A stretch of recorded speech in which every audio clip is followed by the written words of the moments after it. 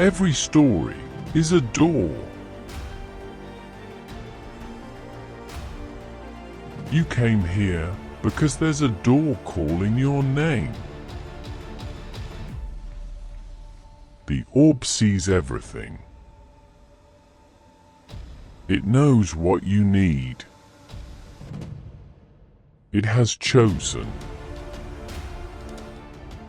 I only retell.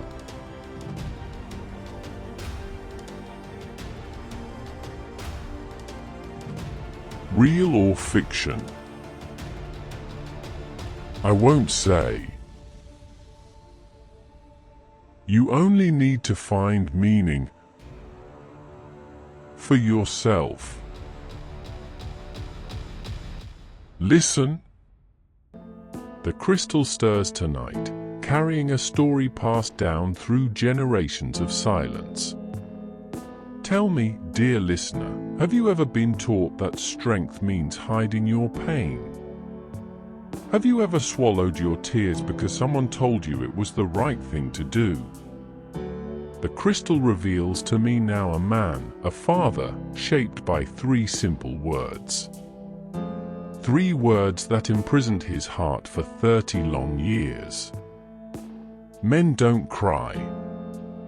Tonight, I share with you the story of a father who learned too late that the greatest lesson he taught his son was the wrong one. But this is also a story of redemption. Of how one small moment, one painful truth from the lips of a child, can shatter walls that took decades to build. This is the father who couldn't cry. Listen carefully. Perhaps you will recognize someone you know, someone you love, or perhaps even someone you used to be. His name was Michael, and his story begins on a warm summer afternoon when he was just 7 years old. Michael loved climbing the old oak tree in his backyard. He would climb to the highest branch and pretend he was king of the world. But on that day, his foot slipped on a wet branch. He fell. His arm twisted beneath him as he hit the ground. Pain shot through his small body like fire. And he cried, as any child would when they are hurt and scared. But then his father appeared, standing over him with a face like granite. His father pulled him up, looked him straight in the eyes, and spoke words that would echo for 30 years. Stop crying. Men don't cry. You hear me? Men don't cry. Michael wiped his face, swallowed his pain, and nodded. That night, he learned his first lesson about being a man. Tears are weakness. Emotions are for the soft. Real men feel nothing.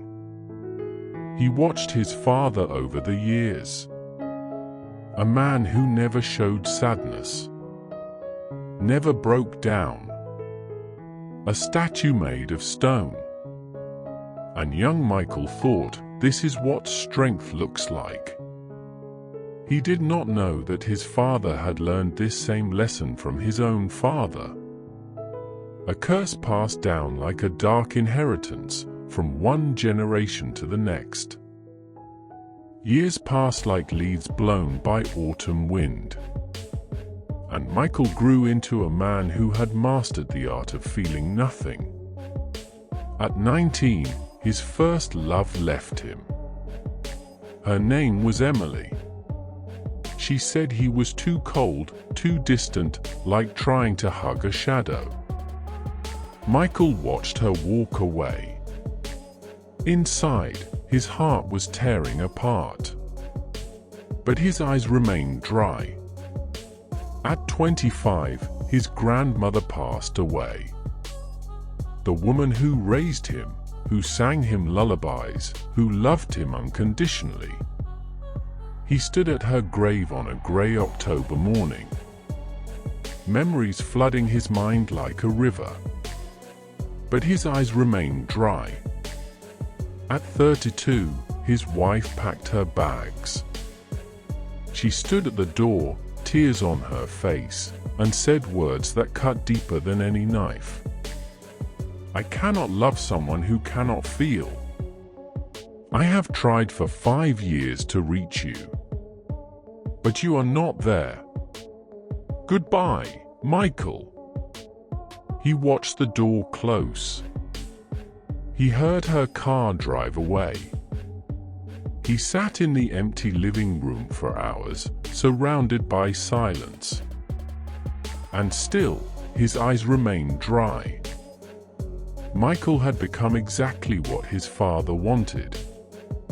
A man made of stone. But stone cannot love. Stone cannot connect. Stone cannot heal. Stone can only crumble. But life has a strange way of offering second chances. 3 years after his divorce, Michael met a woman named Sarah at a small bookshop downtown. She was different, patient like the ocean, with eyes that seemed to see through his walls. She gave him something he never expected: a son. They named him James, and he had his father's dark eyes and his mother's gentle smile. When Michael first held his baby boy, something stirred deep within. A warmth he had forgotten existed. He promised himself he would be a good father. He would teach his son to be strong. And so the lessons began. When James fell and scraped his knee, Michael would say, "Come on, buddy, men don't cry, be strong." When James was scared of thunder, Michael would say, "There's nothing to fear, son, men don't cry, be brave." Michael believed he was teaching strength. He believed he was preparing his boy for the world. He did not realize he was passing down the same curse.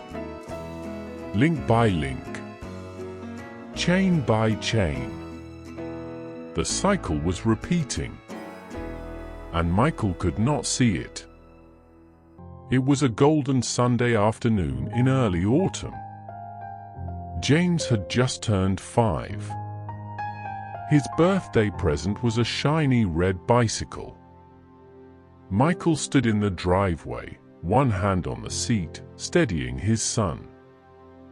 "You can do it, James. Keep pedaling. Don't look down." He let go. James wobbled forward, pedaling furiously. For one beautiful moment, he was flying. Then the front wheel turned too sharply. He crashed. The bicycle fell on him. His knee struck the concrete. Blood appeared, bright red against pale skin. Michael ran to his son and saw something that stopped his heart. James was sitting up slowly. His face twisted in pain. His hands trembled. His lip pressed so tight between his teeth it turned white. He was fighting, struggling against his own nature. But he did not cry. He simply stood up on shaking legs, brushed off his shorts, and looked at his father. Michael knelt down. He looked at the bleeding knee and asked in a whisper, "Does it hurt, son?" James nodded, his voice small but steady. "Yes, Daddy. It hurts a lot." A pause. "But you said men don't cry." Those words, from a 5-year-old boy trying so hard to be what his father wanted, hit Michael like lightning. That night, long after James was tucked into bed, Michael sat alone in the dark living room. The house was silent. Only the clock ticking on the wall. His son's words echoed in his mind. Over and over. You said men don't cry. And suddenly, like a veil lifted from his eyes, Michael saw everything. He saw himself at 7, falling from that tree, being told to stop crying. He saw his grandmother's funeral, standing frozen, unable to grieve. He saw his wife walking out the door, because he was too cold to love. And now he saw his son, his beautiful 5-year-old boy, already learning to bury his pain, already building the same walls, the same prison, the same chains, the same curse. What have I done? Michael whispered to the empty room. What have I done to my boy? His chest began to shake. His vision blurred. Something broke inside him. Something locked away for 30 years. And finally, the tears came. He cried for his grandmother. He cried for his failed marriages. He cried for the boy he once was who just wanted to be held. And he cried for James, who deserved a father brave enough to feel. He cried until there was nothing left but clarity. And in that moment, Michael was no longer made of stone. He was finally human again. The next morning, golden sunlight streamed through the window. Michael walked quietly into his son's room. James was waking up, rubbing his sleepy eyes. Michael sat on the edge of the bed, took his son's small hand. James, I need to tell you something important. The boy looked up with trusting eyes. I was wrong, son.